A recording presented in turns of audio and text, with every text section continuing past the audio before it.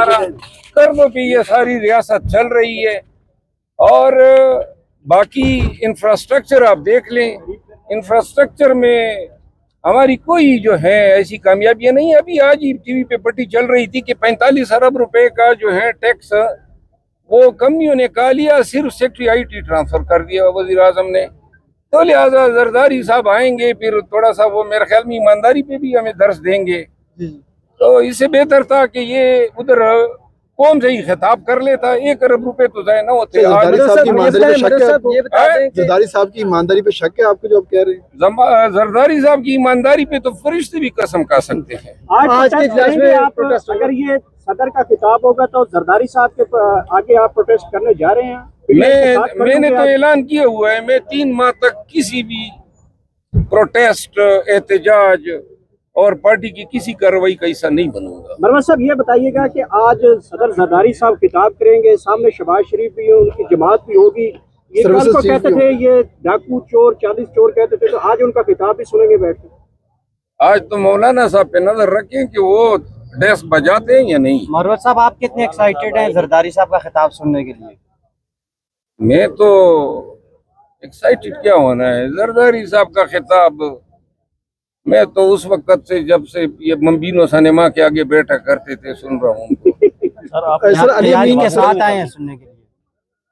सुनने के लिए तो मेरा ख्याल है क्या हम सुनेंगे, क्या सीखेंगे। पीटीआई का बेड़ा था, पीपल पार्टी का बेड़ा कर किया। शक्कर में गया था जिंदगी में पहली दफा, सारी सड़कें शक्कर की टूटी फूटी है और वो सारे कदीमा लग रहा था।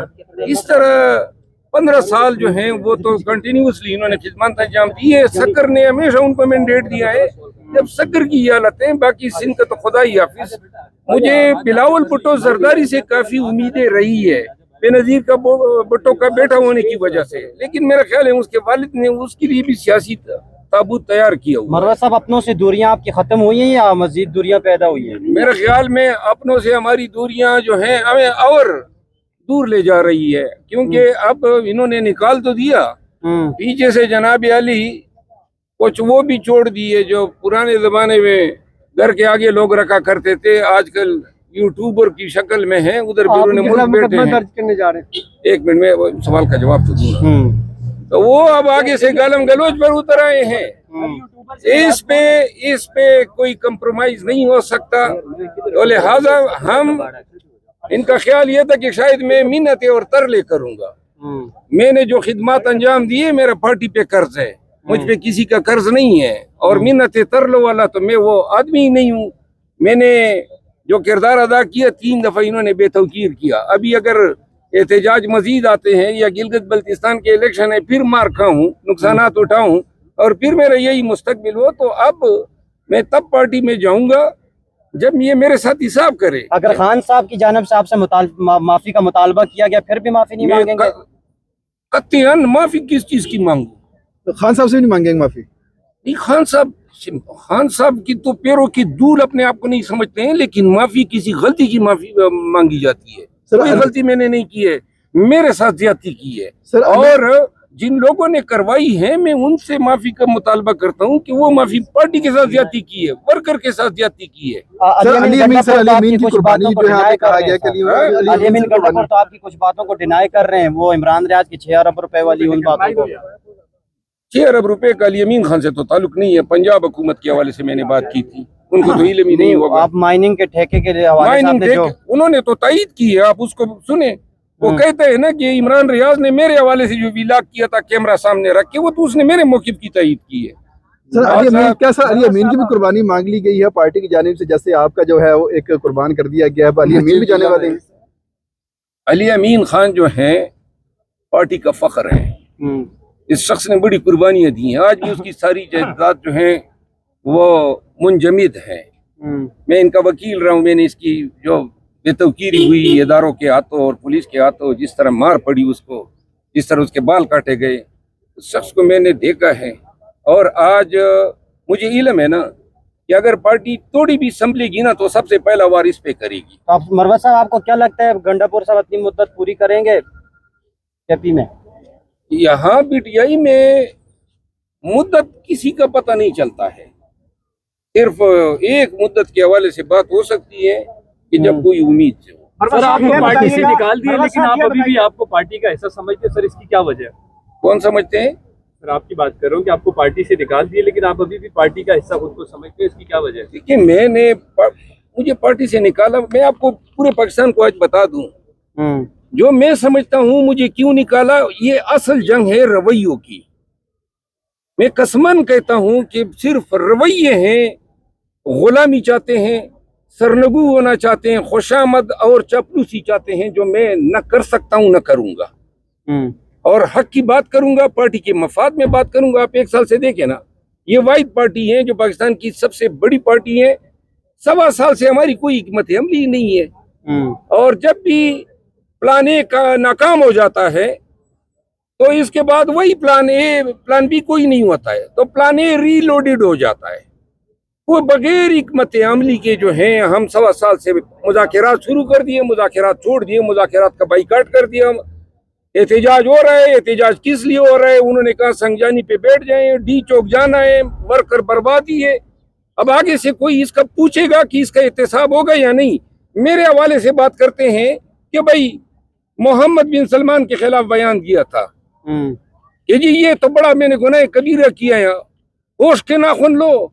और इतने भी आप लोगों को जो है इंसाफ नजर नहीं आ रहा है। यही बयान तो बुश हबीबी ने भी दिया था, मेरे बयान से आसमान गिर पड़ा। और अगर यही है तो ये गलती तो उधर भी हुई थी, और मैंने जो बयान दिया था इतना ही आसमान गिर पड़ा, और उस पे तो आपने दूसरी दफा निकाल दिया था, फिर वापस क्यों लिया था? मरवत साहब अडियाला के बाहर कैंप लगाया जाता है, तो आप उस कैंप का हिस्सा बनेंगे? मैं किसी कैंप का हिस्सा नहीं बनूंगा। खान साहब की रिहाई के लिए खान साहब, मैं 3 माह तक अलान बाइकाट करता हूँ। इन्होंने 3 दफा मुझे निकाला है। क्यों निकाला है? बार बार इनसे पूछ रहा हूँ, बेतौकीरी की हद होती है। वो मेरी मार भूल गए, वो मेरा घर गिराना भूल गए, वो जो लाशें उठाई वो भूल गए, वो जो जख्म का है वो भूल गए, मेरे बच्चे नफ्सियाती मरीज हो गए, इनके अल्लाह तल्ले उठाऊं। 3 महीने तक असेंबली भी नहीं आएंगे आप? मरवत साहब ये बताएं, परवेज खटक साहब जैसी मजबूत सियासी शख्सियत नून लीग में शामिल हो गई है KP में, क्या आपको भी कोई ऑफर है नून लीग की तरफ से? नून लीग में तो शामिल नहीं हुआ है मेरे ख्याल। हुकूमत में शामिल हुआ है, लेकिन ये है कि 13.5 चटाक की मजबूत शख्सियत अगर शामिल हो गई है तो मुबारक हो। शहबाज शरीफ साहब, एक बात याद रखें, परवेज खटक साहब जो हैं इस उम्र में उनको ओहदे के लालच नहीं रखना चाहिए था। और अगर वो आ भी गए हैं तो नून के पास कोई जो है जस्टिफिकेशन नहीं है कि कोई वजाहत दे कि क्यों लिया। सर क्या गंडापुर के रिप्लेस के तौर पे रिप्लेस? ये तो इलेक्शन से पहले खैबर पख्तूनख्वा का करता धरता था, खैबर पख्तूनख्वा का करता धरता था। उस वक्त जो है कुछ नहीं कर सका। गलतफहमी ये 2 माह के बाद मुझे ये इस मनसब पे नजर नहीं आ रहा है। अच्छा, इस मतलब है कि आर्जी तौर पे आया। 26 नवंबर को जो कैजुअलिटीज हुई है, आज तक आपकी जो बड़े बड़े लीडर्स हैं, बड़े बड़े वकील हैं, बड़े बड़े कानूनदान हैं, FIR नहीं करवा सके, अदालतों में जाते नहीं है, तारीखें हो जाती है। सर अब आप सुन लें और पूरी कौम सुन ले। जब 26 नवंबर को ये सानिया हुआ तो मैंने पार्टी को खिदमत पेश की कि ये केसेस मैं करना चाहता हूं। और आपको याद होगा सरदार लतीफ कोसा ने बयान भी दिया था कि वो हमारे साथ होंगे, लेकिन इन्होंने मुझे क्यों इसमें शामिल न किया? उन केसेस से भी वर्कर्स के केसेस जो हैं FIR करवाने थे। आप वो FIR तो छोड़े, हर मकाम पे इन्होंने सहूलत दी है, हर उस फेल के लिए जो हमारे वर्कर्स के खिलाफ हुआ है। आज तक एक FIR जो है हम अपने मकतूल शोहदा जो हमारे हैं उनका नहीं करा सके। वो तो छोड़े, बाकी आप ये देखें ना, 26 नवंबर के वर्कर अभी तक गिरफ्तार है। कभी आपने सुना है सलमान अकरम राजा साहब किसी वर्कर के लिए पेश हुए हो? वो भी अली अमीन खान मचल के भी बढ़ रहा है, KP से फौज जफर मौज वकला की आती है और इन वर्कर के लिए पेश हो रही है। मजे के लिए, ओहदों के लिए, मनासिब के लिए ये लीडरशिप है, काम के लिए ये दूरबीन पे आपको नजर नहीं आई। आपके हाथ में थोड़ी बहुत आवाजें उठती था, वो भी उठना बंद हो गई है, तो आप कहीं ना कहीं खामोश इसलिए हो गए कि इन्होंने गालम गलोच पीछे डाल दिया। और मैंने खुद उनको कहा कि भाई गालियां खाने से बेहतर है मेरे लिए कोई आवाज न उठाएं। लेकिन ये मैं बता दूं कि पूरी पार्टी जो है इन रवैयों से नाक तक आई हुई है, नाक में दम हुआ है। ये लावा है जो किसी दिन पटेगा, और जिस दिन वो लावा पट गया उस दिन जो है पाकिस्तान तहरीक इंसाफ अपनी असल शक्ल इख्तियार करेगी।